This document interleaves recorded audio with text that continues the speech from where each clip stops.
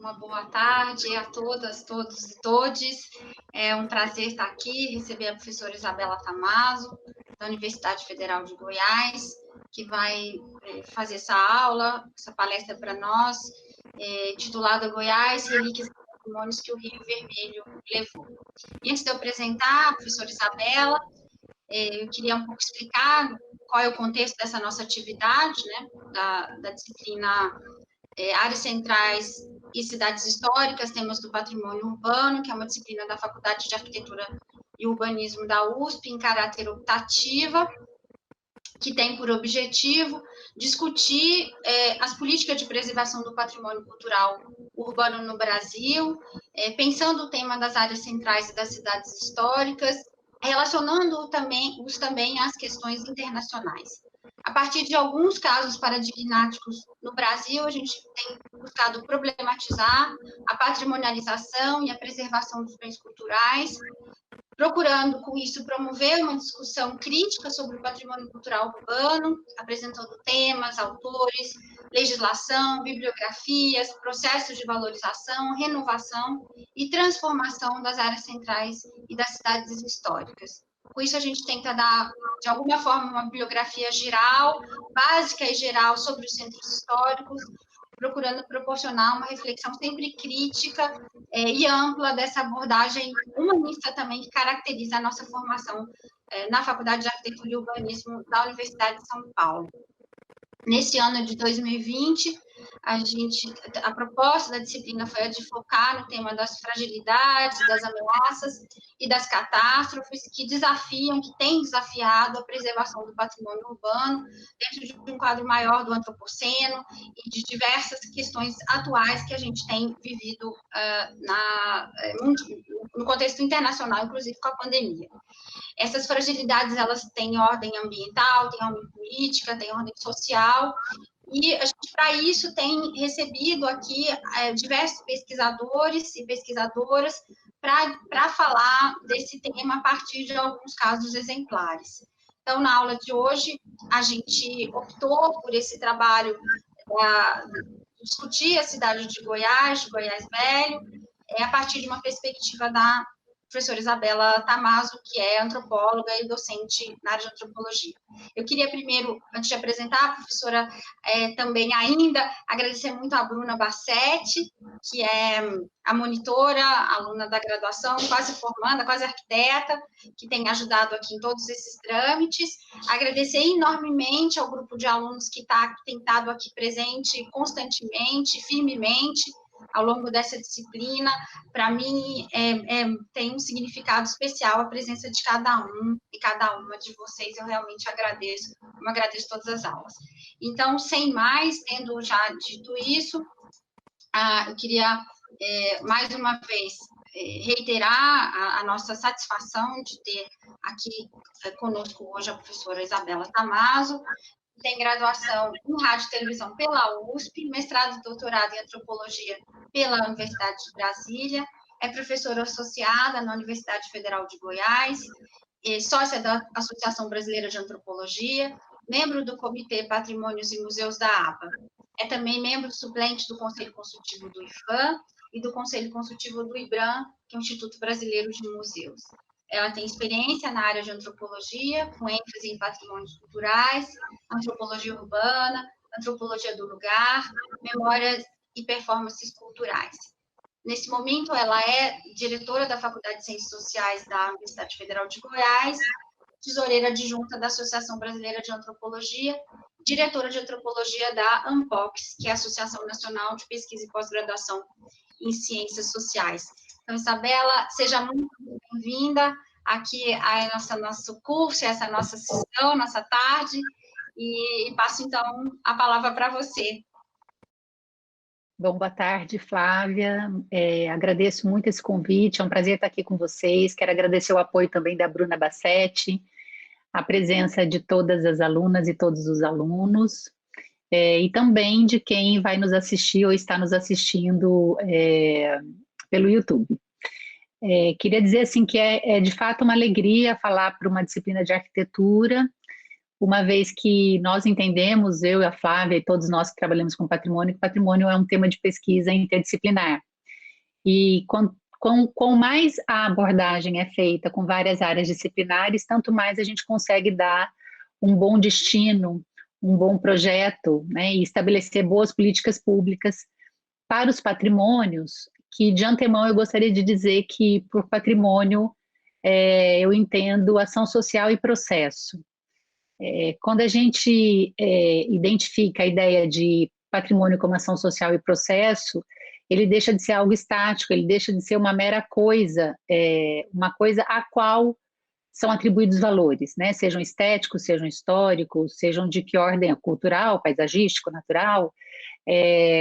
Mas antes de tudo, se a gente pensa a partir dessa noção de processo social e ação social, o patrimônio ele é algo que está em constante construção de sentidos, de apropriação, de usos dos mais variados, políticos, econômicos, sociais, culturais, e, portanto, é nesse movimento e nessa dinâmica que nós temos que observar os patrimônios e não enquanto coisas estáticas.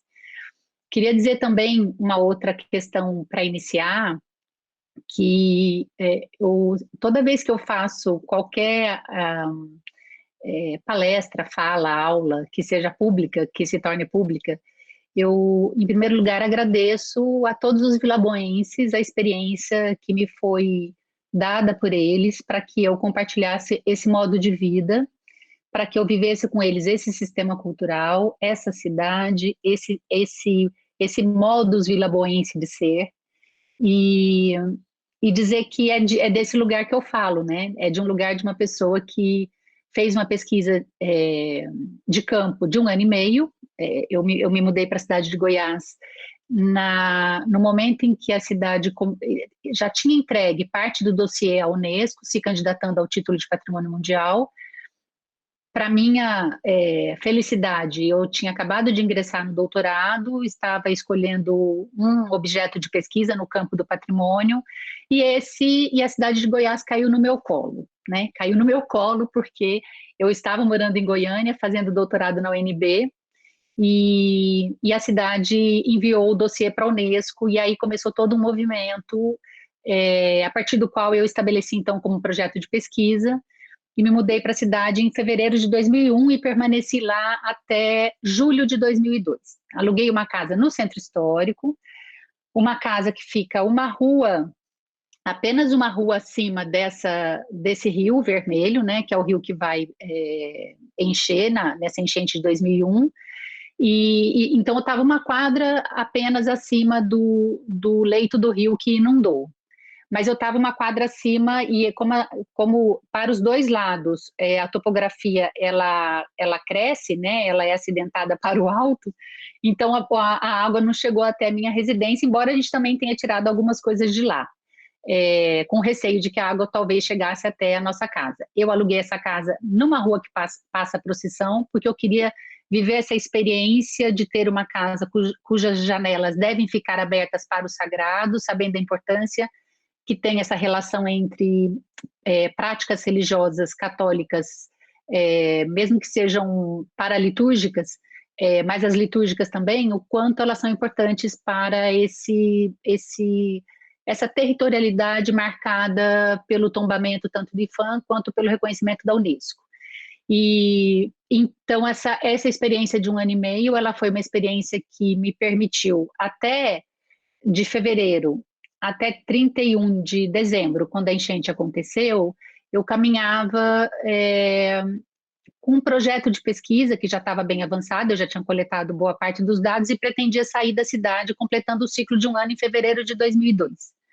Quando a enchente aconteceu, em dezembro, eu decidi que eu tinha que ficar mais até o meio do ano de 2002, porque o que a enchente provocou em termos de desvelamento, tanto de conflitos quanto de percepções e concepções do que seja patrimônio, do que seja preservação, foi absolutamente fundamental e fez com que eu revisse esse meu projeto de deixar a cidade em fevereiro de 2002.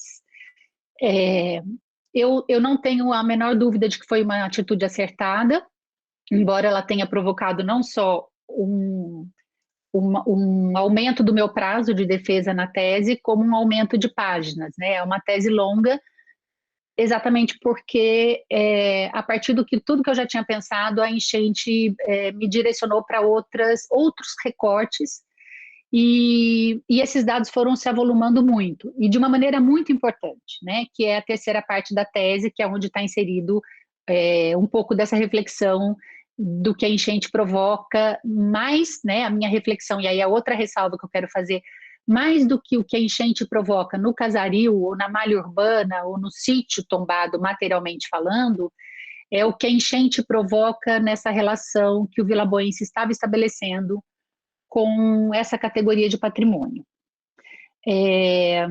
Então, acho que a Bruna pode passar para o próximo slide. Bruna, por gentileza, eu já fiz uma grande introdução. Vou continuar numa pequena introdução da história da cidade, que é bastante importante, porque eu tenho uma compreensão de que não é possível pensar nem o patrimônio da cidade de Goiás e nem nenhum patrimônio de nenhum lugar se a gente não entender em que contexto histórico aquele patrimônio está. E dizer o contexto histórico não é só que ele seja um patrimônio histórico e cultural, é com quais fatos históricos o processo de patrimonialização dialoga. Em que momento ele começa, por quais agentes ele é acionado, e respondendo a quais necessidades, objetivos ou desejos. Isso é variado, a depender de cada lugar, de cada cidade, de cada sítio. E eu entendo essa relação que se constrói muito fortemente do vilaboense em relação ao centro histórico e a esse patrimônio, que deve ser pensada a partir de um momento histórico muito anterior, que é o período da chegada dos bandeirantes na cidade de Goiás, de quando os bandeirantes, o que é entendido como provocando o genocídio das populações indígenas, principalmente o grupo Goiáses, que foi absolutamente exterminado, né? Não tem mais nenhuma, e há mais de século que não existe mais nenhum membro do grupo Goiáses, e uma expoliação do ouro e outras pedras preciosas. Então, a ideia de que Goiás se funda a partir da violência e da perda, como se fundam todos os lugares coloniais, né? Como se fundaram todas essas colônias pelo mundo afora, e a cidade de Goiás é uma dessas cidades, né, vila, que ao ser fundada, rompe o Tratado de Tordesilhas, e, portanto, amplia o território do Brasil, e amplia de uma maneira muito importante, como vocês sabem, né, o rompimento do Tratado de Tordesilhas dá a maior parte do que o território brasileiro tem hoje, na disputa com a Espanha, e esse território passa a ser, então, um território português, e Goiás, então, tem essa marca, a marca de ser uma cidade que é fundada no rompimento do Tratado de Tordesilhas, assim como Vila Bela da Santíssima Trindade, que foi a primeira capital do estado do antigo Mato Grosso, né? Hoje Mato Grosso, mas o antigo Mato Grosso geral é a Vila Bela da Santíssima Trindade. Então, eu chamo de patrimônio como expiação, porque a cidade de Goiás vive ao longo de 3 séculos inúmeras perdas de ouro e das populações indígenas, que é recorrentemente trazida na memória coletiva. Depois, uma perda muito importante, que foi a transferência da capital de Goiás, da cidade de Goiás para Goiânia, que não existia, que foi inteiramente construída para abrigar a capital. Esse processo foi um processo carregado de muitas violências materiais, políticas e simbólicas. E eu não vou entrar em detalhes desse processo violento, tem outros artigos que, quem quiser, depois eu posso indicar para vocês entenderem um pouquinho mais o que é essa violência, mas são 9 anos desde que o sítio de Goiânia é escolhido, a pedra fundamental é colocada, e a partir daí se começa a construção dessa nova cidade, antes de Brasília, né? Porque Brasília foi muito depois, então Goiânia é um pouco um protótipo do que veio a ser depois Brasília. Tem outras capitais também, né? Como Aracaju, e próprio Belo Horizonte, mas se insere então nesse conjunto de cidades que foram desapropriadas ou despossuídas de uma centralidade política, né? Então, perder a centralidade política para essa cidade que trazia a marca do moderno, enquanto Goiás ficou com o Goiás velho, e o Goiás velho surge exatamente nesse momento, né? É Goiás velho, nem é Goiás Velha, é Goiás Velho. E esse Goiás Velho que começa a ser chamada a cidade de Goiás Velho porque era algo que, numa perspectiva de um projeto modernista de Estado, de modernização do Estado, tinha que ser deixada para trás para um projeto que era Goiânia. Isso deixa marcas durante 9 anos, é um processo muito sofrido, de muitas disputas. Depois a cidade perde inúmeros territórios num processo de emancipação dos distritos, era um município gigante e começa a perder, pela perda de centralidade de política, perde a força de garantir esses distritos e vai perdendo, vão se emancipando e virando municípios, e a cidade vai ficando depauperada, perde população, né? Ela tem um período que é um período importante de depopulação. E com isso, essa cidade vai ficando marcada por perdas. Quando o IPHAN começa a instituir a política de patrimônio na cidade, com apoio de agentes locais, uma elite tradicional local antimudancista. Então, a elite que foi contra a mudança da capital é exatamente a elite local cultural, não é uma elite necessariamente econômica. Às vezes é cultural, política e econômica, às vezes ela é só uma elite cultural, mas que vai investir fortemente, então, junto com o IPHAN e acionar agentes do IPHAN para que essa cidade fosse reconhecida como monumento histórico, assim como Ouro Preto já era. E o IPHAN nega esse reconhecimento de monumento histórico e, posteriormente, o IPHAN retoma a cidade e começa a fazer tombamentos isolados. Então, eu vou... pode ir para o próximo slide, por favor, Bruna? Eu vou apresentar para vocês um pouquinho, então, só da área tombada e a área de entorno. A área tombada é essa área mais cinza no meio. O miolinho triangular amarelo foi o primeiro núcleo, que é o Largo do Chafariz, foi o primeiro tombamento na década de 50. Essa área cinza foi tombada em 78, já com esse perímetro, né, essa poligonal que fechou, então, esse entorno como entorno da zona tampão, ou entorno, né, a depender das categorias e das terminologias que cada instituição usa para atribuir. E aí tem alguns imóveis isolados, tombados também, que são igrejas e o próprio museu, antigo museu da Casa de Câmara e Cadeia, e o Rio Vermelho, que vocês estão vendo, que é esse trecho azul que vai, então, cortar uma parte da área tombada e uma parte da área de entorno. Pode ir, Bruna, por favor. Então, o que eu considero essas várias escalas de reconhecimento patrimonial, ele foi feito ao longo, então, da década de 50, os primeiros tombamentos, 78, esse núcleo, essa poligonal do tombamento, em 93, foi uma portaria que regulamentou as intervenções, e essa é muito importante, porque de 78 a 93 muita coisa foi alterada, descaracterizada, embora já houvesse o tombamento. Em 2004 foi instituída, então, a reratificação do tombamento, que já estava em andamento em 2001, quando a Unesco promulga o reconhecimento da cidade de Goiás como patrimônio mundial. Em 2001 já havia esse projeto de reratificação, que amplia um pouquinho a área tombada e amplia a área de entorno também. E para pensar nessas escalas de reconhecimento, é importante também destacar que em 2014 o próprio IPHAN realiza um mapeamento, um registro, visando o registro e a salvaguarda, faz um mapeamento dos bens de natureza imaterial para encaminhar alguns bens ou um bem como registro de patrimônio imaterial, e pelo encaminhamento, esse projeto está parado, mas pelo encaminhamento e pelo próprio objetivo, e como ele foi sendo executado, inclusive por uma colega minha, aqui da UFG, Ney Clara, o direcionamento provavelmente é para que seja reconhecida as procissões da Semana Santa, com ênfase na procissão do fogaréu, e talvez algumas formas expressivas que são próximas, né, ou antes das procissões ou depois das procissões, mas que são vinculadas a esse sistema, digamos, católico. Pode ir, por favor, Bruna. Então, aqui é só um detalhe,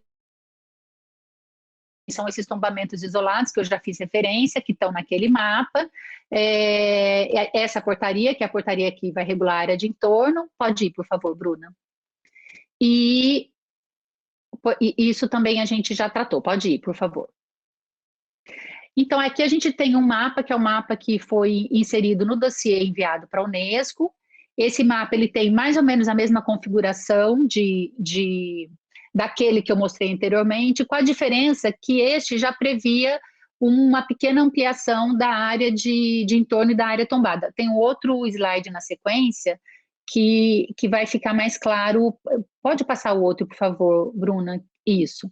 Então, esse mostra exatamente a ampliação do que era a área tombada e a área de entorno, e de como essa área bem clarinha que está em volta era a antiga área de entorno. Olha como ela é um pouco mais... A área tombada, ela adentra mais essa área de entorno, então se amplia com bastante força a área tombada e, em alguma medida, a área de entorno também. Pode seguir, Bruna. Obrigada.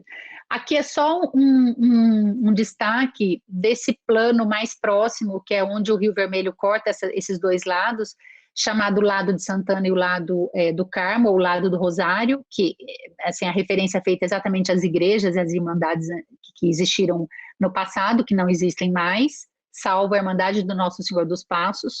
E então esse rio, ele vem ali da Carioca, como vocês podem ver a Carioca no canto direito no slide, é o comecinho da área urbana da cidade.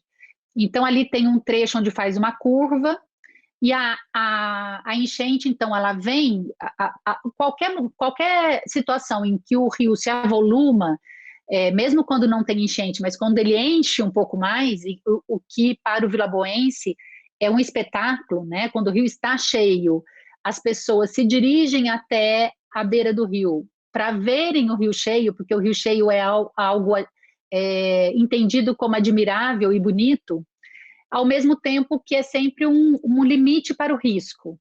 Então, o vilaboense consegue perceber quando o rio está num volume e numa pressão de água e numa velocidade que, a depender da altura que ele está, eles percebem que o risco de vazar, né, de ultrapassar aquele limite do leito do rio é muito grande. E essa curva, ela é uma curva que ela faz a primeira contenção, porque quando a água vem com toda força, faz essa contenção, depois tem a segunda curva, que é logo abaixo, e essa segunda curva, ela já está muito próxima de casarios importantes, por exemplo, a Prefeitura Municipal, que está do lado direito, mais a Casa de Cora, a Cruz da Anhanguera, e aí toda a parte histórica até chegar lá no mercado, que é essa parte mais embaixo do slide. Eu não consigo marcar porque o meu mouse não vai fazer diferença para vocês, porque quem está projetando é a Bruna, mas enfim, eu acho que vocês devem estar entendendo um pouco o que eu estou dizendo. Esse mapa, especialmente, ele também marca algo que é interessante, embora ele esteja recortado, né, ele tem outras informações para além do que está aí, mas dá para ver que essas manchas cinzas que eu coloco é onde tem o potencial arqueológico. Então, eu tive um interesse muito grande em sobrepor camadas de valorização de patrimônio, porque o patrimônio arqueológico, por ser subterrâneo, por não ser visível, é mais difícil da população se apropriar desses valores do patrimônio arqueológico. E é muito interessante como o patrimônio arqueológico, ele não está tanto nas fachadas, onde o casario é mais valorizado como patrimônio arquitetônico, estético, artístico, etc., mas o patrimônio arqueológico, ele está muito mais nos fundos, que era onde tinha os lixos. E onde tem lixo, vocês sabem que é onde se concentra um grande potencial para pesquisa e para acervo de arqueologia. Então, esse mapa, ele tem esse intuito de mostrar o quanto o patrimônio arqueológico, ele vai atribuir significados em lugares que são os fundos das casas, onde não necessariamente um patrimônio tradicional, monumental, mais midiático, performático e mais compreensível também do senso comum, está posto, né? Então, a intenção desse mapa é um pouco essa. Pode seguir, Bruna, por favor. Pode seguir. Então, assim, é só para mostrar o rio baixo, né? E deu para vocês observarem como o rio, normalmente, ele é baixo, tanto que mostra essas ilhas, né? No leito do rio. E quando ele pode ficar mais baixo que isso em tempo de seca, fica mostrando mais o fundo ainda e mais as pedras, que não está aparecendo aqui. Mas esse volume é um volume normal, razoável. Aí vocês vão ver nas fotos da enchente o quão a vazão ela extrapola muito esse limite. Pode seguir, Bruna. Obrigada. Então, são aqui é um pouco alguns detalhes de qual é a atribuição de valor que a, que a Unesco vai fazer. Eu vou abrir o meu PowerPoint aqui para seguir no meu, porque no meu eu leio melhor do que nesse que está projetado. Então, são alguns itens do caráter excepcional, né, que a Unesco vai conferir esse valor. A ideia da linha de Tordesilhas, que eu já falei, né, um sítio urbano que foi oficialmente planejado a oeste da linha de Tordesilhas e, portanto, amplia as fronteiras de Portugal. Essa malha urbana informal, de essência muito espontânea, e um conjunto arquitetural civil e religioso que é diferente dos centros urbanos de Minas Gerais, como Ouro Preto e Diamantina, que também são patrimônio mundial, e também o que diz respeito à relação à topografia e também à arquitetura, né? Toda a arquitetura, toda a estética do Casaril, embora tenha o mesmo partido arquitetônico, tem diferenças muito importantes. Refletia, e também, né, como característica excepcional, refletia suas principais características urbanas nos acervos das cidades goianas congêneres, porque também Pirinópolis, Corumbá, Pilar, Natividade, Traíras e Niquelândia são cidades também fundadas no período da colônia e com potencial de sítio colonial relativamente importante, mas Goiás se destacava. E aí tem um ponto que é o fato da arquitetura vernacular ter sido acionada pela cidade de Goiás para fazer a diferença em relação a Diamantina e Ouro Preto, porque Diamantina e Ouro Preto, fosse só um núcleo de mineração fundado no mesmo período e com características arquitetônicas e urbanísticas similares, Goiás não teria sido alçada ao título de patrimônio mundial. É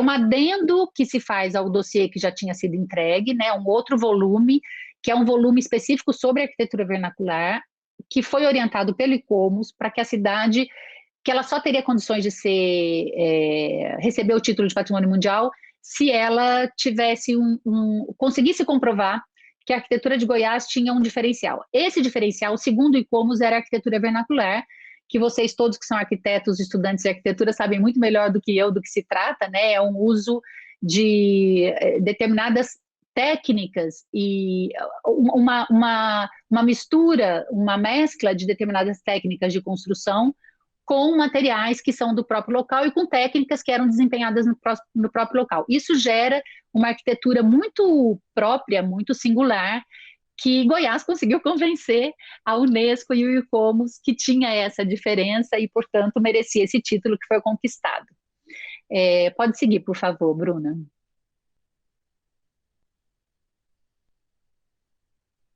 Bruna, será que eu caí? Eu caí? Não, está passando. Ai, desculpa, desculpa, é que eu não me toquei que eu tenho que passar o meu, desculpa. Bruna, perdão. E aí, então, alguns critérios de inscrição, né? A cidade de Goiás foi inscrita em dois critérios, né? Daqueles critérios todos que a Unesco já tem previamente estabelecidos, e o sítio, o bem a ser reconhecido, tem que se inserir em pelo menos um desses critérios. Goiás foi inserida em dois, que é essa testemunha de trocas de influências consideráveis, que então está relacionada com a arquitetura, com tecnologias das artes monumentais, planificação das cidades, etc. E o quinto, que é oferecer um exemplo excepcional de um tipo de construção ou conjunto arquitetônico, tecnológico, ou de paisagem, ilustrando um ou vários períodos significativos da história humana. Pode seguir, Bruna. A Flávia está marcando o meu tempo. Flávia, você pode me avisar quando faltar uns 10 minutos, por favor? Falo sim, pode deixar. Tá bem, obrigada. E aí eu queria um pouco trazer essa compreensão do patrimônio como o patrimônio é pensado na cidade de Goiás e como ele foi sendo narrado para mim ao longo desse processo, né? Então, a cidade conquista o título de patrimônio mundial em 13 de dezembro de 2001.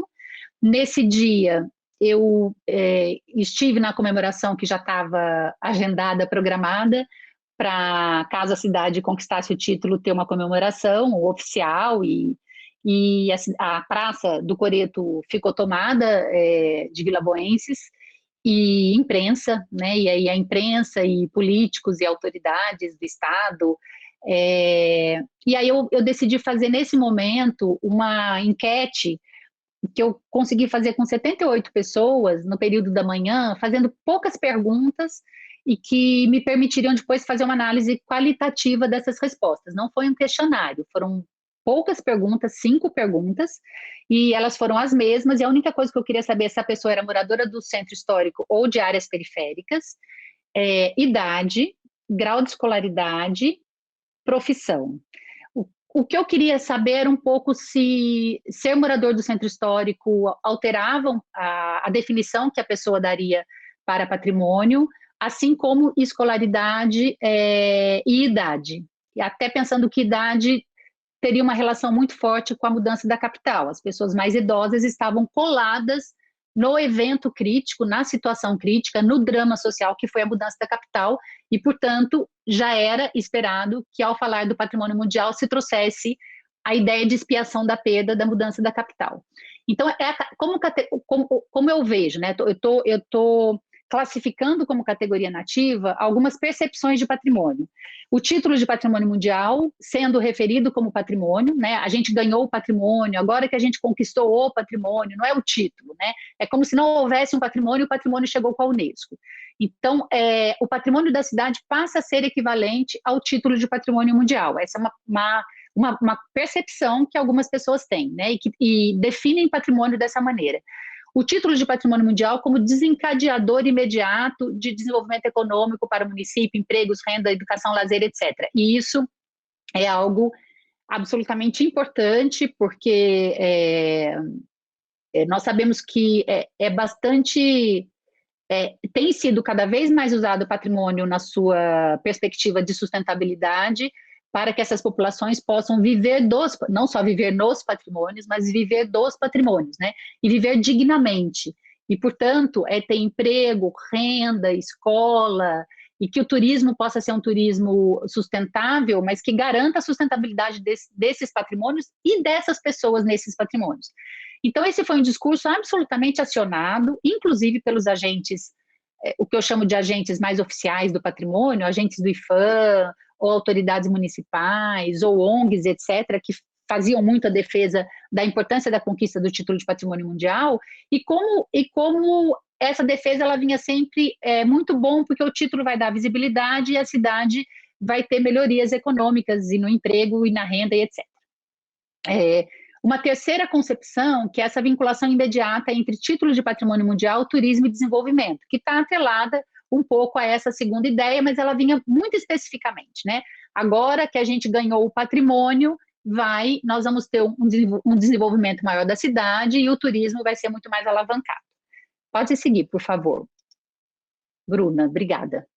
Essa é uma foto desse dia na Praça do Coreto, em que as pessoas foram acompanhar as comemorações, e essa foto eu acho interessante, porque é o casario que o contorna a Praça do Coreto, e vocês observam como tem um número muito grande de pessoas idosas, e tinha um número muito grande de pessoas idosas, embora tivesse também jovens. E aí eu destaquei uma de todas essas 78 pessoas, né, que falaram desse patrimônio, de como entendem esse patrimônio, eu destaquei essa fala que esse senhor, ele diz: eu acho que Goiás está resgatando o tempo perdido, porque desde que saiu a capital daqui, nós só perdemos. A cidade ficou no marasmo, no esquecimento, e agora recuperar o tempo que nós perdemos. Tudo que nós perdemos, nós estamos resgatando agora. Agora é a vez da cidade de Goiás. Agora eu tenho orgulho de morar em Goiás Velho. Agora podem falar Goiás Velho, porque nós temos orgulho de morar nessa cidade, nessa velha cidade, velha capital. Ele recupera, né, todo o drama social vivido naquele contexto e justifica o patrimônio, ou a importância do título de patrimônio, pelo fato de que o título expia a perda. Pode seguir, Bruna, por gentileza.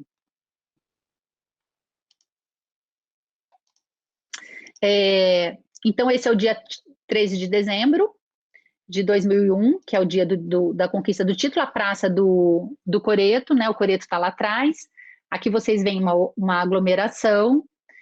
com várias apresentações musicais, etc. Na camiseta desse vilaboense, que é o Sebastião Curado, Tão Curado, que regia o coral solo, está o emblema, que é a logomarca, que foi usada em todo o processo de demanda à Unesco, né, pelo título, chamado Movimento Pró Cidade de Goiás.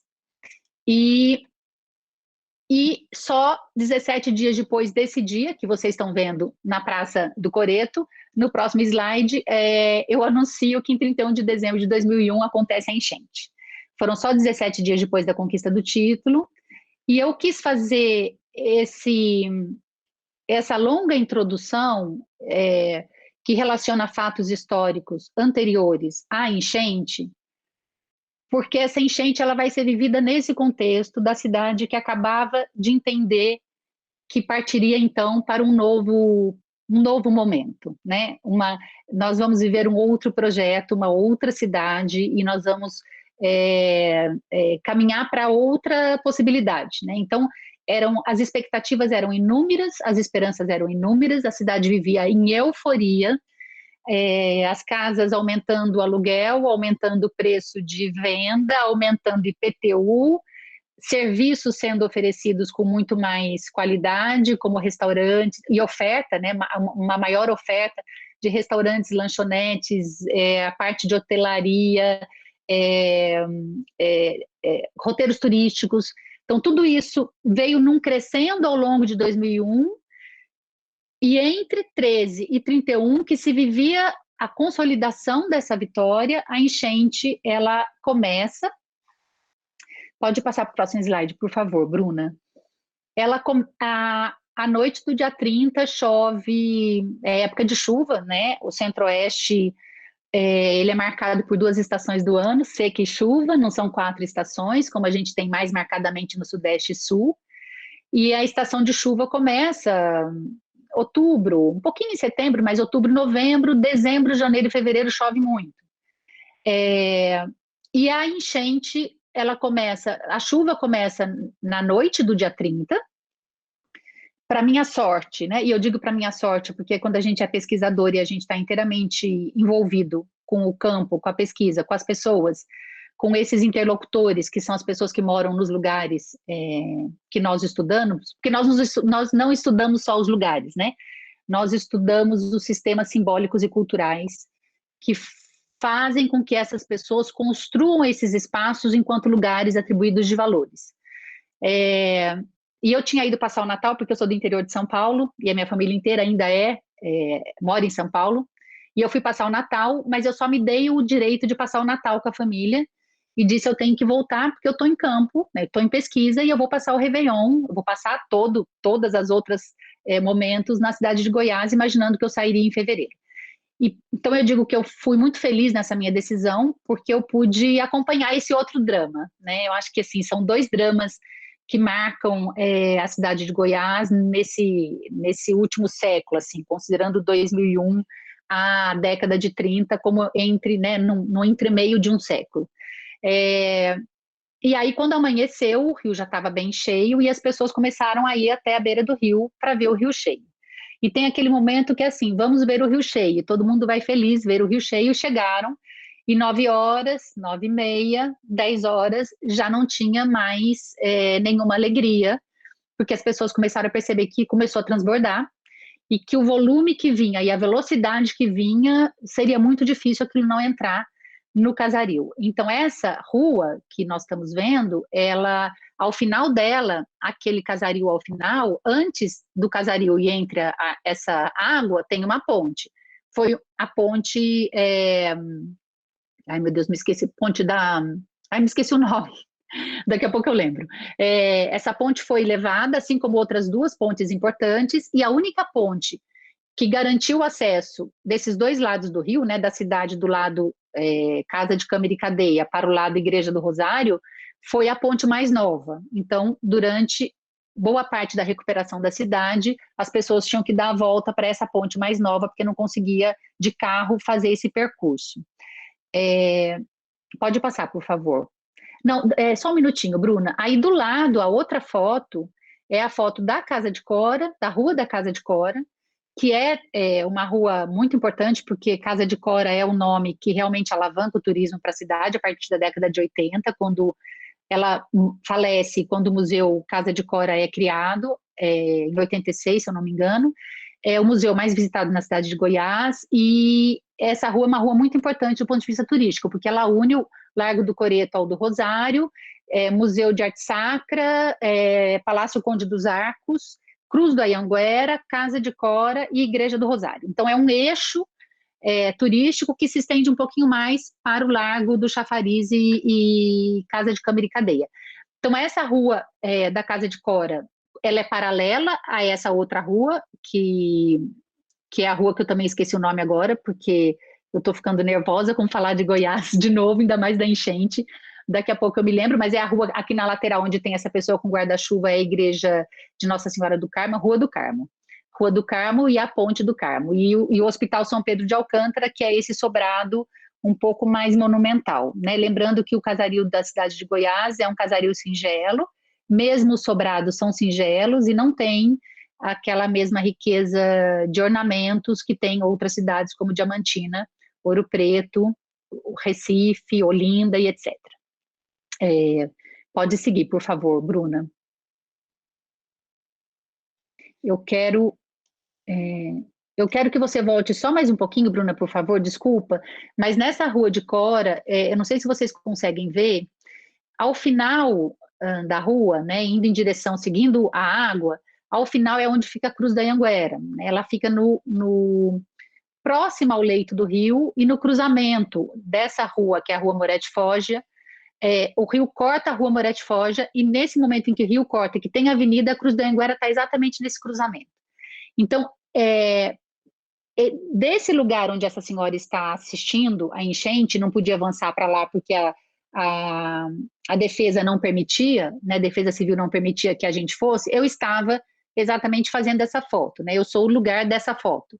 E também não podia ir mais para frente, embora a gente quisesse ir, porque a gente queria ver o quanto estavam sendo atingidas essas casas mais próximas ao rio, por exemplo, a Casa de Cora, que está exatamente na esquina do rio e muito próxima à Cruz da Anhanguera. Nesse momento que nós estamos assistindo, que realmente tinha acontecido uma enchente sem precedentes desde a enchente de 1836, nós assistimos em tempo real a Cruz da Anhanguera ruir. A base da Cruz da Anhanguera, que é em alvenaria, a cruz é em madeira, eu já vou mostrar a cruz para vocês.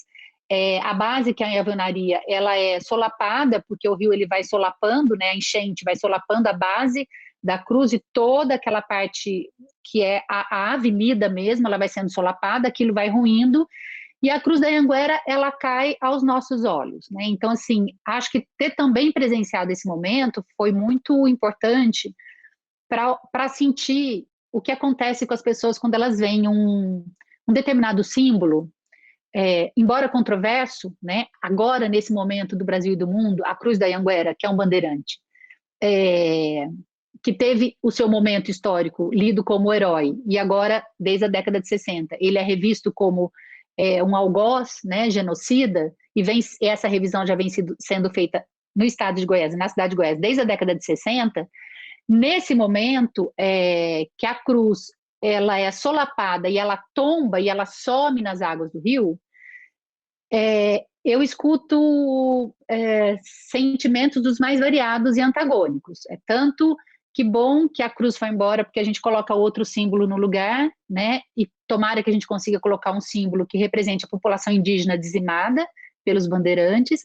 Eu sei que eu estou falando para uma universidade paulista, eu estou falando para a cidade de São Paulo, e eu acho super interessante que a gente possa conversar sobre isso, sobre o quanto o bandeirante tem interpretações diferenciadas a depender do lugar de onde a gente está, né? E na cidade de Goiás, esse antagonismo já estava muito forte em 2001, e o setor da igreja progressista, a igreja mais vinculada à teologia da libertação, ao Dom Tomás Balduino, Dom Pedro Casaldáliga, esse pessoal todo, esses bispos que tiveram um forte e importante influência nessa região toda da Ilha do Bananal, inclusive na proteção das populações indígenas, esse grupo era um grupo que defendia muito fortemente que essa cruz fosse retirada do local.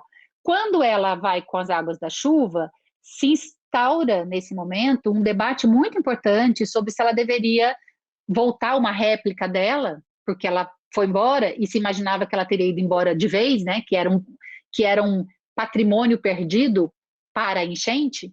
Nesse momento, outras pessoas faziam sons e movimentos com o rosto, com as mãos, e era uma situação de catatonia, assim, as pessoas ficaram, é uma catarse, para um lado e para o outro, né, dos dois lados antagônicos. Então, viver esse momento também foi definidor para mim de que tinha algo muito importante a ser refletido, que eu já vinha pensando em relação à Cruz da Anguera, pelo que eu ouvia, mas com esse momento da cruz ter sido solapada e levada pelas águas do rio, alguma coisa muito importante estava acontecendo ali. Eu queria dizer que, assim, embora isso tudo pareça secundário ou não tão importante para a gente pensar em o que a enchente causa no patrimônio casario, sítio urbano, malha urbana, né, a calceteria, que é uma calceteria muito especial. Então, o que a enchente causa nesse sentido, e no sentido, digamos, mais material do patrimônio, que eu sei que é muito do interesse de alunos da arquitetura, sei também que para profissionais da arquitetura que pensam a arquitetura a partir da relação que essas materialidades têm com as pessoas, todo esse contexto do que a enchente vai provocando em termos de ressignificação. Porque o que a enchente faz é provocar uma ressignificação do patrimônio em vários planos. E aí eu vou um pouco detalhar esses planos a partir de agora. Acho que, como eu enviei o texto para a Flávia, estou imaginando que alguns de vocês deva ter lido, se não leu, vai acompanhar e vai entender de todo modo o que está posto ali nas minhas reflexões. E se leu, está mais instruído ainda para assistir minha apresentação e talvez formular questões que podem ser bem bacanas para o nosso diálogo. Então, no próximo slide, a gente tem aí um dia após a enchente, né? Isso aí já é o dia 1º. Eu queria dizer que do dia 31 para o dia 1º, a enchente ela ficou naquele transbordamento algumas horas, depois foi cedendo, o rio ficou cheio ainda, mas não mais transbordando, mas quando o rio baixou, nós tínhamos esse cenário, essa foto à esquerda, é exatamente a base de alvenaria virada de cabeça para baixo. Vocês estão vendo a fundação dela. Então, nós temos a base virada, ela estava numa posição, né? O rio solapa, ela vira de ponta cabeça e a cruz de madeira vai embora, né? A cruz de madeira não está nesse ponto, ela segue pelo leito do rio. E esta outra imagem abaixo é exatamente aquela ponte da Rua do Carmo, que eu mostrava para vocês com essa edificação que estava ao fundo e a ponte, então, destruída. Pode seguir, por favor, Bruna.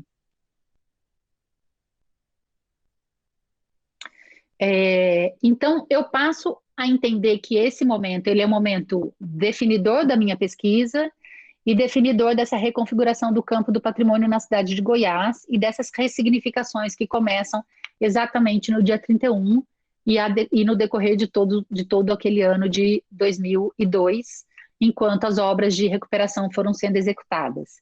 Essa é uma outra imagem, essa rua é a Rua da Carioca, que vem exatamente daquele trecho que é a Fonte da Carioca, que é a primeira curva que eu mostrei para vocês no mapa. É a rua de entrada dos bandeirantes e das bandeiras, é uma rua absolutamente importante do ponto de vista histórico e do ponto de vista do assentamento desse sítio urbano, de como esse sítio urbano é assentado. Ele é assentado, como vocês sabem, na cidade de mineração, nas laterais do leito do rio, e a entrada é feita por esse caminho, porque aí está a estrada, que era a estrada que vinha de São Paulo, né, aquele trecho da Anhanguera, que era o trecho dos Bandeirantes, depois Minas Gerais, e chegando na cidade de Goiás e nas outras cidades todas, por essa rota. Essa imagem, eu acho uma imagem esteticamente bonita e poética, embora seja muito triste, né? Assim, aquela tem pessoas, essa aqui as pessoas estão para trás. Tem outras fotos que tem pessoas nesse mesmo momento. Mas eu gosto muito dessa foto que não tem pessoas, que mostra exatamente essa... Eu acho que é um pouco essa solidão mesmo do momento em que a gente só pode esperar a água do rio baixar, né? Essas águas que entraram adentro da cidade das casas. E nessa rua, a casa que está lá na esquina, bem próxima ao que vocês estão vendo que é esse morro, entre o morro e a casa tem uma estrada, mas a última casa foi muito, muito danificada, muito danificada. E aí eu queria dizer também do relato dessas frustrações, porque essa casa era uma casa que tinha sido... tinha havido todo um projeto em termos de projeto pessoal familiar, não só projeto de reforma do casaril, e ela foi inteiramente restaurada, com uma área de lazer muito interessante, porque ela tem uma área externa grande, então pode ser colocado piscina, uma área de lazer muito interessante, o que na cidade, vocês sabem que casas de parede meia, de partido arquitetônico colonial, raramente é possível, salvo ainda se tem um grande quintal, e essa casa ela estava inteiramente nova, absolutamente restaurada, ela foi muito danificada. Assim, então, são projetos de concepções de patrimônio que foram sendo construídas por essas famílias, que passaram a voltar para a cidade de Goiás, para aquelas casas que estavam mais ou menos lá abandonadas, que eram usadas de vez em quando, mas entender que aquele seu patrimônio pessoal, familiar, aquele patrimônio que é o patrimônio de propriedade privada, né, que tem um valor pecuniário, que aquele patrimônio tinha um outro valor, e movimentou essas famílias para um retorno e um uso muito mais intensivo da cidade aos finais de semana, nos feriados, o que provocava uma movimentação, né, um fluxo de pessoas e capitais absolutamente importante para a cidade. Isso ao longo de 2001 todinho, que foi o período que eu estive lá. A cidade viveu um momento de total revalorização do casaril, da categoria patrimônio, que a enchente um pouco leva, né, com as águas do rio, um pouco, né? Eu digo um pouco porque, obviamente, tem grupos e cada grupo vai viver a enchente de uma maneira diferente. O próximo slide, Bruna, por favor, eu vou então, focar um pouquinho mais nesse desvelamento das concepções diversas dos patrimônios.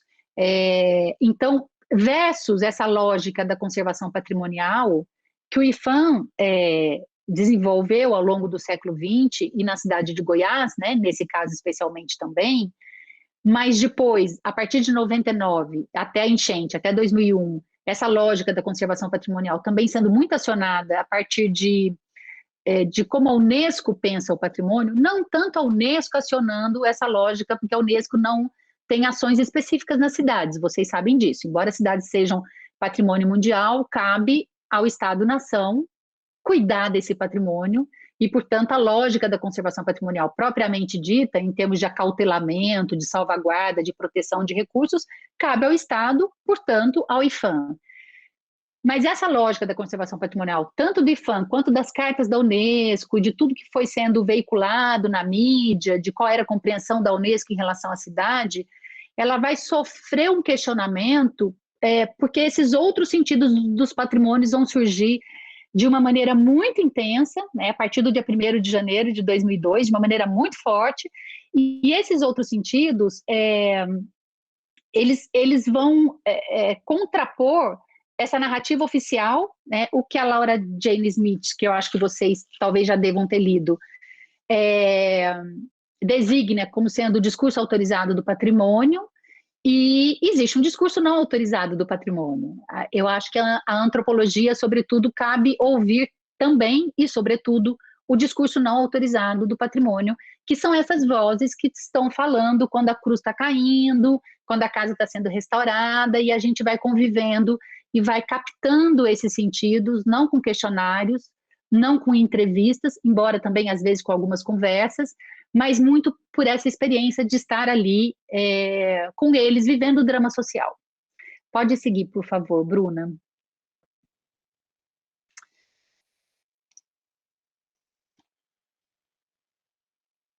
Então, a gente tem um problema aqui de diagramação. O que eu vou destacar como sendo essas concepções diferentes desse discurso oficial e autorizado, vão ser, sobretudo, uma articulação entre a noção de patrimônio, mas não o patrimônio público coletivo, não a cidade, a rua, o monumento, o palácio, a igreja, que é tudo remete ao coletivo, a um uso social, de práticas sociais que são feitas muito no coletivo, mas uma chamada, um pedido de socorro para os patrimônios pessoais, familiares e afetivos. E nesse conjunto, o destaque dos patrimônios pessoais, familiares e afetivos que foi absolutamente impactado e que estava na lamentação diuturna dessas pessoas, além da casa, mas não a casa fachada, porque a casa ela sofreu impactos, até 3, 4, 5 casas para cima do leito do rio foram muito impactadas, né? A primeira mais, a segunda um pouco menos, a terceira um pouco menos, mas são muitas casas ao longo desse trajeto do leito do rio, estou falando só da área do centro histórico, mas também tem área de entorno, também tem zona rural, que eu não vou tratar aqui, mas os impactos são enormes também nessas áreas. Não só a casa, como vista a casa coletiva, né? Porque o que é a casa apropriada do ponto de vista coletivo? É a fachada. A fachada é pública, e é a fachada que é apropriada do ponto de vista coletivo, inclusive pelo turista. Mas a casa aqui é a casa interna, né? É o que a enchente provoca de danos na casa, que é aquele lugar, que é o lar, que é a morada, que não é a casa no sentido material exatamente. Os objetos, algumas relíquias, fotografias, documentos, lembranças das mais diversas e os santos. Então, esse conjunto de coisas, digamos assim, é o que vai aparecer nessa lamentação muito forte que se seguiu ao longo dos meses. Pode seguir, por favor, Bruna. Então, eu destaco duas narrativas, que é uma relacionada, dessas duas narrativas, que eu vou definir como sendo específica de patrimônios privados e não públicos, e muito mais pessoais e individuais e familiares do que coletivo. Então, uma delas é a ideia de providência divina, de que os santos não foram carregados, então que se processa um milagre ou uma providência divina que carrega muitas coisas, e muitas coisas importantes, mas não carrega o santo de proteção, o santo de devoção, o santo que acompanha aquela família e que é parte da história das inúmeras graças que aquele santo proporcionou àquela família, àquelas pessoas. Então, essa fala apareceu com muita força, e tem alguns depoimentos no texto que vocês podem depois observar. Eu vou destacar um deles aqui agora.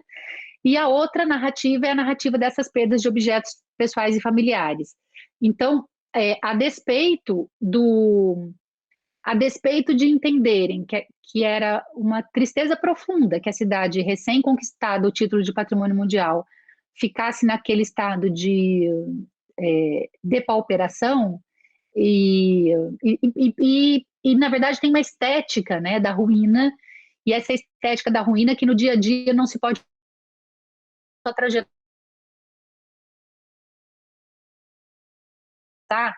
E isso tem um impacto nas emoções e nas experiências de vida das pessoas, que é um marco para todo sempre na memória de quem viveu esse momento.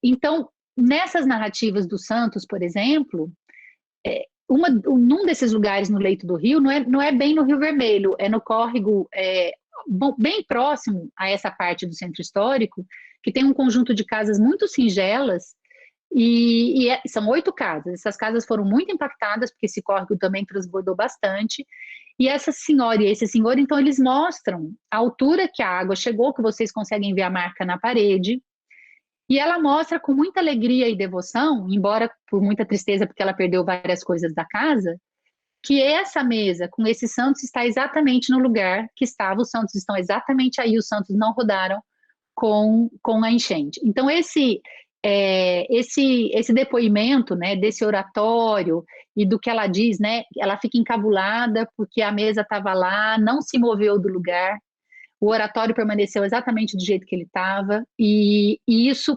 ela encerra dizendo, ele foi totalmente preservado, né? Ela usa exatamente o conceito, a terminologia que patrimônios públicos, coletivos, oficiais, etc., vão usar, né? O oratório dela foi preservado. O oratório dela é patrimônio, né? Assim, ela está atribuindo a esse oratório o valor de patrimônio. Muito embora ele não seja um patrimônio público, né? Ele não possa, nós não possamos cobrar de agentes públicos que façam a salvaguarda desse tipo de bem. Mas nós não podemos, e aí vem uma questão interessante, nós não podemos desconsiderar que os dramas sociais, eles são vividos na vida das pessoas inteira, né? Integralmente, do ponto de vista familiar, do ponto de vista religioso, do ponto de vista... O drama social é um fato social total, né? E a enchente é um fato social total que cruza todas essas esferas da vida dessas pessoas nesse sistema cultural. Pode passar para o outro slide, por favor, Bruna?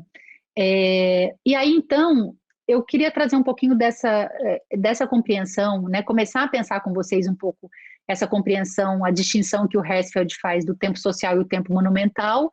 Não sei se vocês já leram Herzfeld também, ele é um antropólogo, tem etnografias muito densas e importantes sobre patrimônio, em Retêmenos, na ilha de Creta, na Grécia, e em Monte, na Itália, no estado do Vaticano, na Itália, por exemplo, são 2 etnografias que eu recomendo para quem quer entender como são esses conflitos em sítios que são tombados pelo Estado-nação e reconhecidos pela Unesco, e como há, digamos que, articulações de conflitos próprias de cada configuração de lugar, né? As configurações do conflito, elas são diferentes em Goiás, em Retêmenos, em Monte, em Ouro Preto, e etc.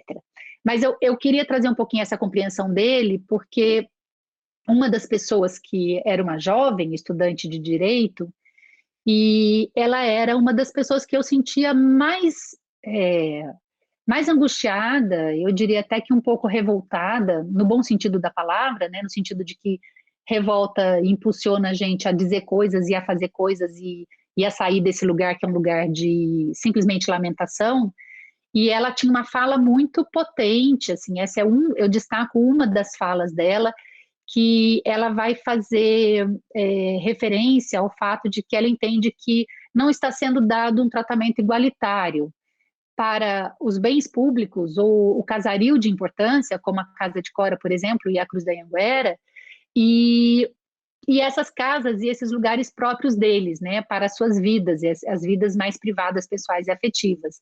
E ela cita a noção de dignidade, né, que, assim, embora Casa de Cora precise ser restaurada e a Cruz da Anhanguera também, nós estamos no leito do rio, as nossas casas são casas que não são museus, que não são monumentos, elas são as nossas casas, e a gente pede um mínimo de dignidade para poder recomeçar a vida nesses escombros. A casa dela foi muito danificada também, então ela pede roupa, ela pede todos os livros da escola, todos os textos, todos os trabalhos, tudo que ela tinha relacionado, se eu não me engano, era o primeiro ano do direito dela, e isso para ela era algo incompreensível, como que o discurso público na mídia, nas redes sociais, em todos os lugares, fazia tanta referência a esses bens que ela dizia, nem mora gente lá, né? Nesses lugares nem mora gente, é museu, é um monumento a céu aberto, e eles passam a ser mais importantes do que a casa que eu resido. Eu não tenho mais roupa, eu não tenho mais quarto, eu não tenho mais as fotos, né? E então ela faz esse lamento, né? O meu quarto e ver o quarto que só tinha lama. E essa ideia da lama, ela também é muito forte para lugares impactados por enchente, né? Ou por acidentes criminosos, como é o caso das mineradoras em Minas Gerais, né? A lama lá também aparece como algo absolutamente importante enquanto categoria do drama social que marca a história de vida e a memória dessas pessoas, marca de um jeito sofrido, né? Marca de um jeito muito sofrido. E aí, então, assim, para pensar a ideia desse tempo social, ela está falando do tempo social, é por isso que eu quis trazer o Herzfeld para esse diálogo. Essa jovem, ela está falando que a casa dela não é um monumento, né? A casa dela é a vida dela, a experiência dela, é a única experiência humana que ela pode ter, que é social naquele espaço.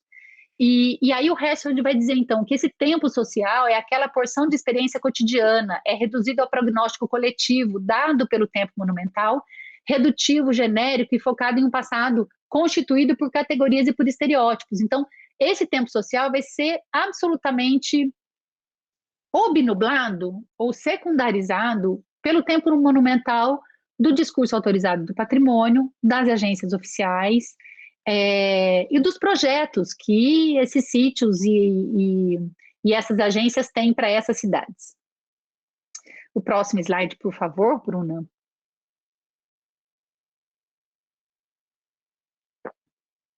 Então,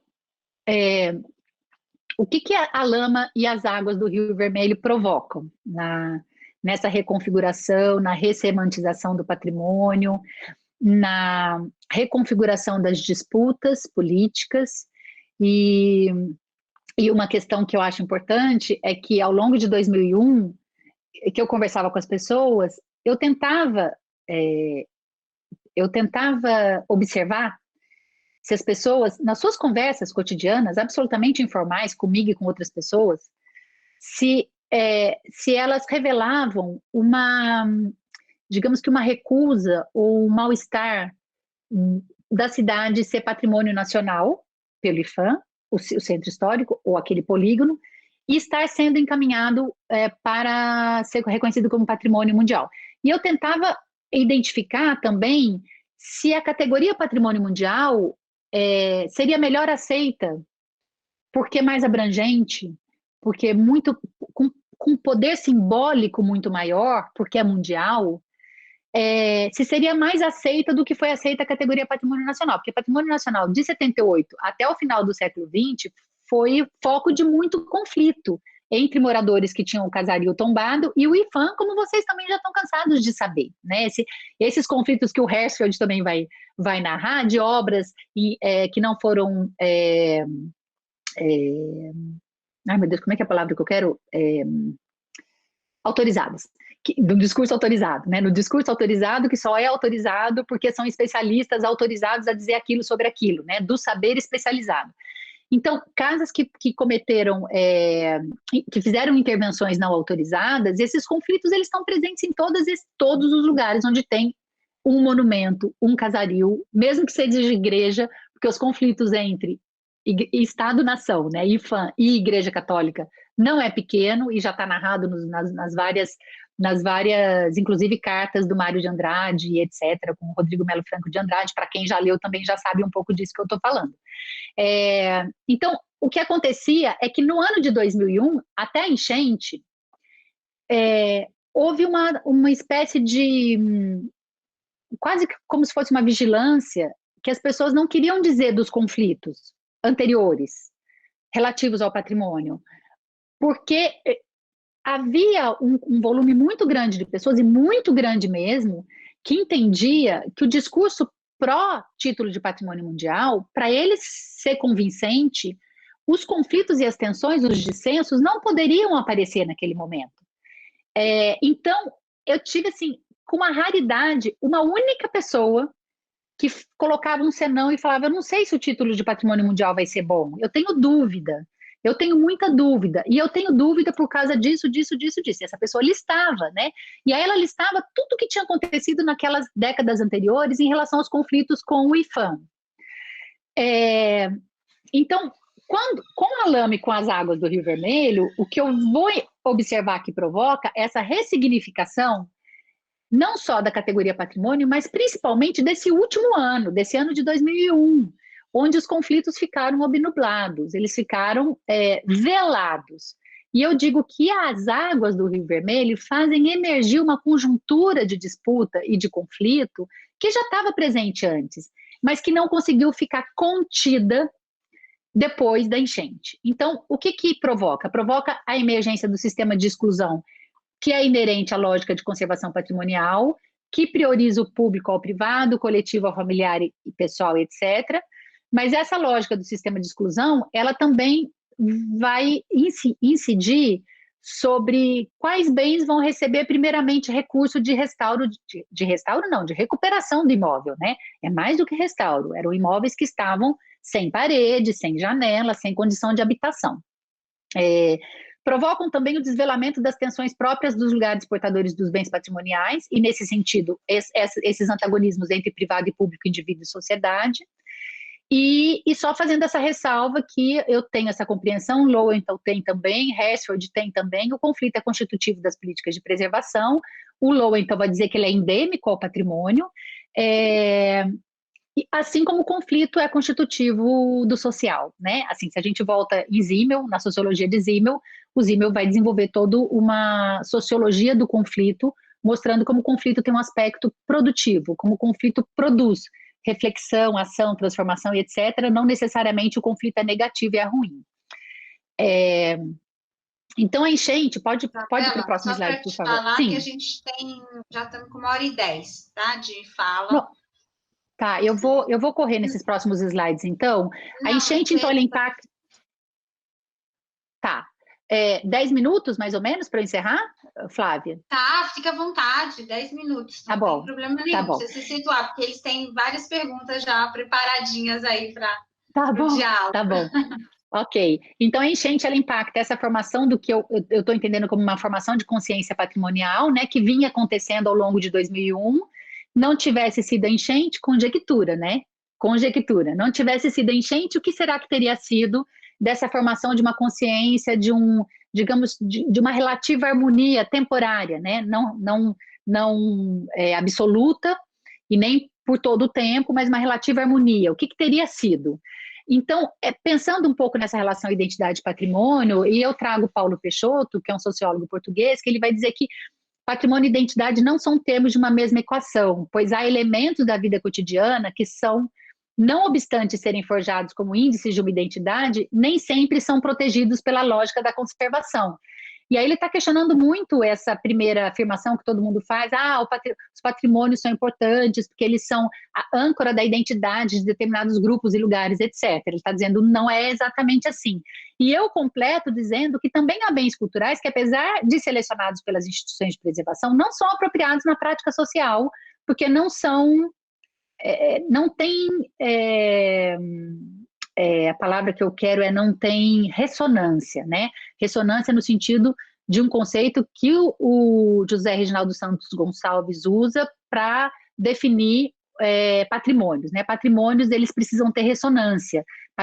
Patrimônios devem ter ressonância.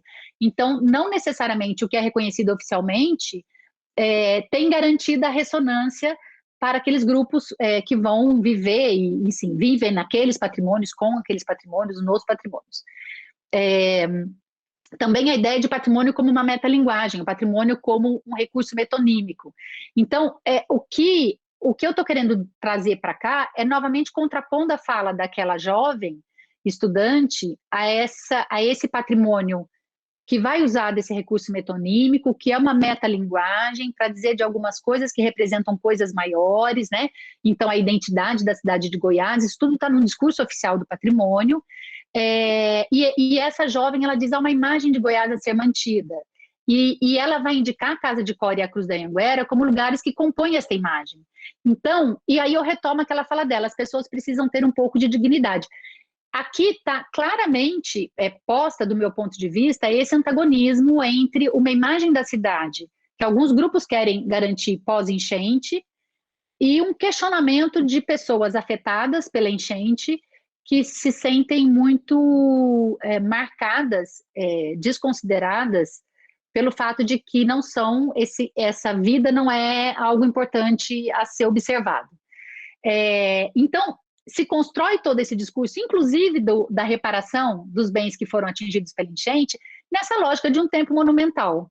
Assim, e o que é o tempo monumental para o Rashford? É o fato de que monumentos coletivos, essas casas dessas pessoas, né, nesse diálogo que a gente vai fazer então com as questões de ordem mais pessoal, convertidas em monumentos coletivos, as casas das pessoas são impingidas a um anômalo objetivismo no mais íntimo de suas vidas. A valorização dos monumentos, ela acaba obnublando a experiência social, que é essa experiência vivida. Há o triunfo do lugar sobre o tempo, e aí é uma perspectiva de Dessertaux sobre o patrimônio também. Não de qualquer lugar, e sim dos lugares que compõem as paisagens de poder das cidades com valores patrimoniais, e aqui eu cito a Sharon Zukin, que vocês também devem conhecer, porque tem um texto muito importante sobre as paisagens de poder e o quanto cidades que são reconhecidas como patrimônio e principalmente que passam pelo processo de gentrificação, como essas cidades, elas são, então a gente pode identificar paisagens de poder, e aí eu faria também um contraponto, né, a partir de um outro geógrafo, que é o John Jackson, que paisagens de poder seriam equivalente a paisagens políticas para o Jackson, em contraponto à paisagem vivida.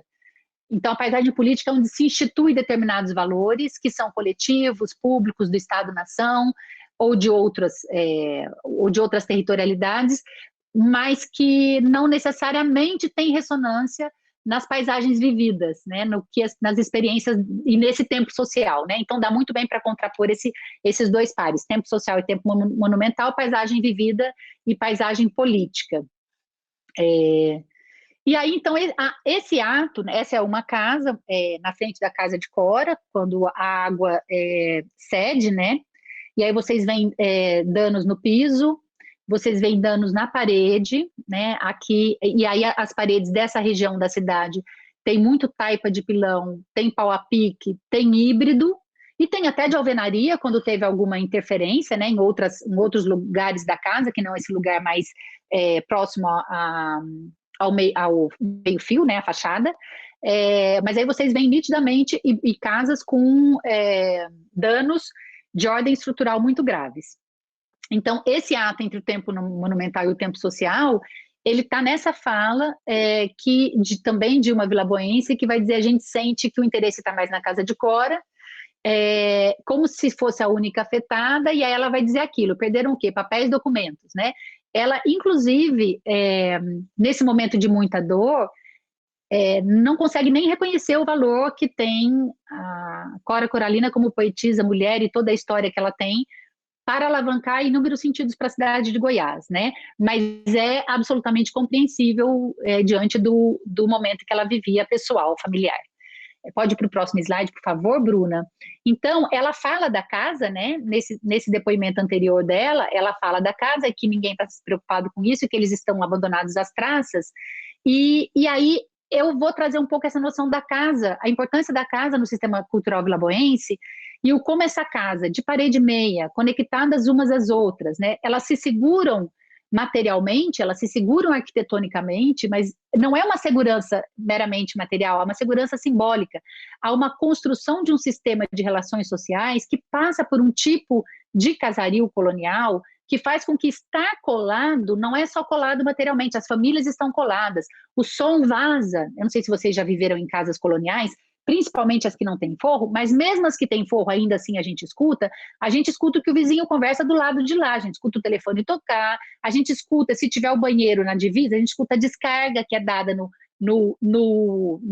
vizinho. Então, a relação público-privado desse sistema cultural, que eu chamo também de um sistema patrimonial, é de uma ordem que só sabe quem vive nesse casario, e que o fato de que há uma relação muito forte de vizinhança. Esse texto é um texto muito conhecido de Cora Coralina, né, que ela começa dizendo: o vizinho é a luz da rua, e quando o vizinho viaja, a janela fica fechada, a porta fica fechada, não tem luz, e eu fico triste, a rua fica triste, a cidade fica triste, porque deixa de ter gente.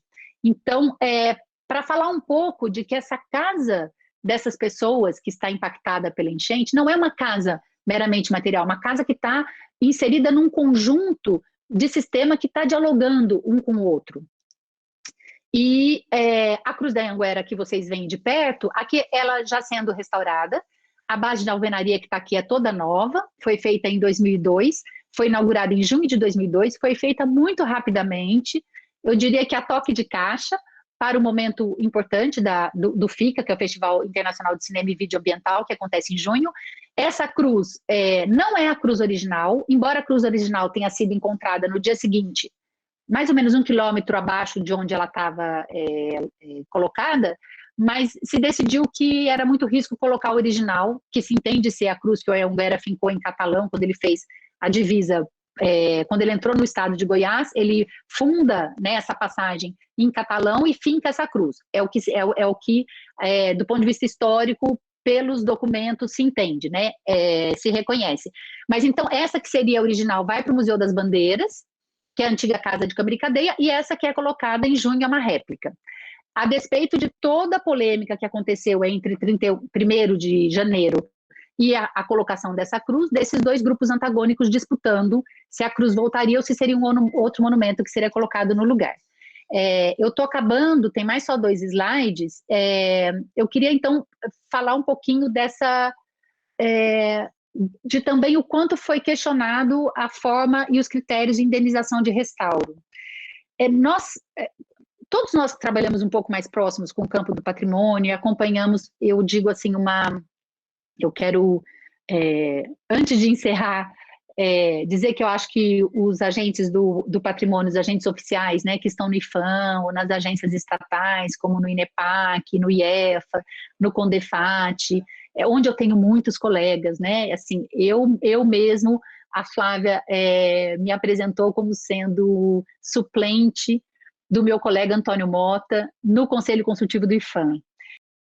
Bom, aqui eu estava dizendo desse movimento muito importante dos conservadores, arquitetos, etc., que se deslocaram para a cidade de Goiás para fazer com que esses restauros, principalmente de casarios específicos, como Casa de Cora, pudessem ter o reparo feito exatamente na mesma técnica na qual tinha sido construído. Esse muro é um muro, então, de taipa de pilão, que vocês estão vendo, e vocês estão vendo toda essa lona que está segurando paredes para não ruir, porque não tinha esse espaço aqui que pudesse dar amparo, né, para essas casas, que é no sentido de que elas se seguram, né. E aí, por último, o que eu tinha dito nesse último slide é que a cidade, então, com a enchente, né, ela passa a ser entendida como mais cenográfica, tanto por técnicos, alguns técnicos, não especificamente do IPHAN, né, mas arquitetos que pesquisam a cidade, etc., fazem uma crítica de que algumas ruas ficaram cenográficas, porque aquela rua que tinha algumas casas com alpendre, esses alpendres, eles foram, ao receber o recurso para o restauro da casa impactada pela enchente, os alpendres foram tirados quase como que uma condição, né, para que o recurso fosse entregue para essa casa, e a casa muito danificada. A maior parte, inclusive, gostou da ideia, e uma vez que esse alpendre ele foi colocado na década de 70 e 80 no sentido, no momento em que aquelas famílias que tinham algum poder aquisitivo queriam ter uma casa mais, digamos que própria para o momento, e não tão antiga, né, até porque a cidade ainda tinha aquela mácula de ser a cidade velha, cuja capital deixou de ser ali. Então, modernizar a fachada também tinha muito esse perfil simbólico, né? Nós também temos casas bonitas que são modernas. A enchente e o restauro, ele vai fazer com que essas casas que tinham alpendre, deixem de ter alpendre, construam fachadas pastiche, fake, colonial, sem técnica construtiva própria daquele momento. Isso cria algumas, digamos que... É a ideia, inclusive, que o Gedi diz no livro dele, que é quase como se fosse uma fileira de soldados. Você percebe que não há diferença entre janelas e portas, cheios e vazios, tem quase como uma repetição do mesmo modelo, porque foi o modelo escolhido para o restauro, e ele se repete em 6, 7 casas consecutivas. Há um questionamento muito grande de como foram designados esses recursos para os restauros, e isso envolve um monte de conflito e disputas que vocês sabem, e o fato de que o casario, então, ele se adequa a esse colonial que a Unesco reconheceu, e que, portanto, quer entrar para esse fluxo de capitais, de pessoas, capitais, etc., com mais potencial de disputa, com mais potencial de disputa entre cidades patrimoniais, né? Porque nós sabemos que o fluxo de turistas, se ele tem interesse em cidade histórica e etc., ele pode ir para Ouro Preto, para Goiás, para Recife. Por que ele vem para Goiás? Então, é uma disputa importante, e que se entendeu que essa escolha por uma cidade mais cenográfica poderia atribuir mais valor nesse sentido. Mas é bastante criticado por alguns grupos, embora seja defendido por outros. Bom, era isso. Eu agradeço demais a paciência de vocês, o tempo todo que eu falei muito, peço desculpas, e estou à disposição de vocês para perguntas e para diálogo. Obrigada.